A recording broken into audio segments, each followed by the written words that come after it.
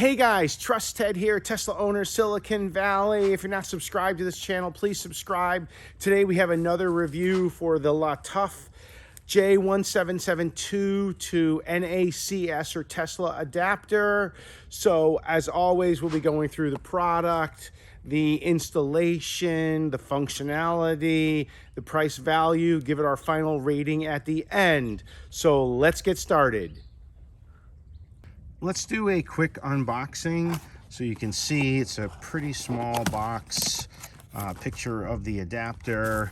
So this is a little bit bigger than the standard adapter that you would find from Tesla, which obviously makes probably the more popular one.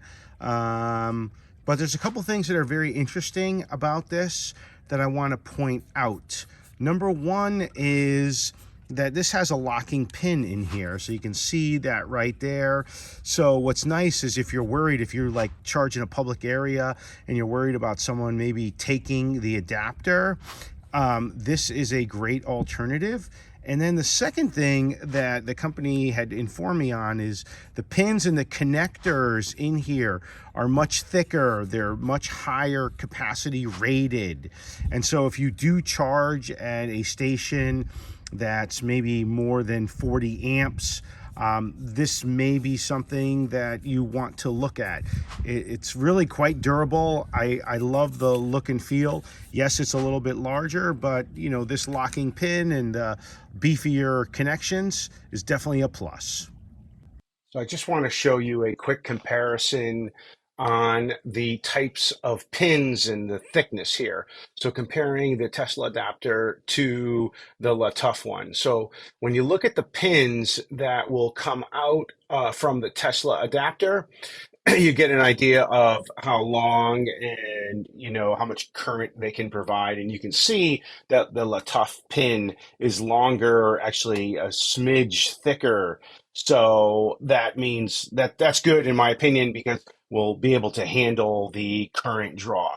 So both the smaller pins and the thicker, higher voltage pins are a little bit longer, a little bit thicker.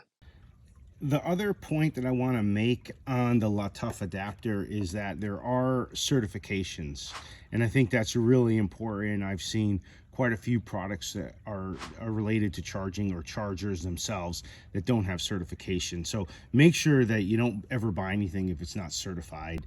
All right, let me just show you. This is the J1772 connector, and here's the adapter. So you just line this up, pretty straightforward, and it snaps right in. And then this pin, when this gets pushed in, when you put it in the vehicle, will lock in. So let's open up my vehicle here, and we'll plug it in. All right, I started the charging, and I don't know if you can see the green there, but maybe I'll just give you a little close up so you can see that the charge has started. This charger is a 40 amp, so it's charging at 32 amps. That's what it said inside the vehicle. And you can see the green light, it's charging. And then as soon as I push the button here, that light's gonna turn probably blue and white, or it should turn blue and white. Yeah, blue and then white, and you can just pull it out. So again, the locking part is to lock into the adapter. It's not a theft type of thing. Look in the link below. I show you a device that if you are worried about someone taking your adapter, you can go to that. So I've been charging here for just a few minutes, and you can see that it's getting the full 32 amps. It's averaging, it's sort of fluctuating a little bit between 24 to 26 miles per hour. I'm gonna let it go for a while longer, and then I'm gonna actually touch the adapter, see if it feels warm or anything. It shouldn't, because this is really not that high a voltage, given the adapter can do up to 80 amps. I've been using the adapter about 10, almost 15 minutes, and it doesn't even feel warm. It's just kind of room temperature. The bottom part here is a little smidge warmer than the top, but it's really not warm at all. So I definitely have confidence in this adapter. So I'm gonna wrap it up with a rating next.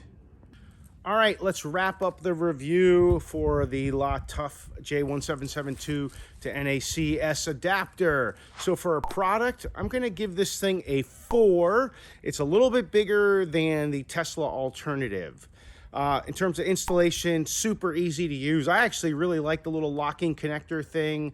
So installation's a 5. Again, it's super easy. From a functionality point of view, I'm also going to give that a 5. And the reason is I like the fact that you have that integrated lock in there. It is definitely durable, rugged, and the product does what it says it's going to do. I tested it, again, up to 32 amps. That was the most that I had available.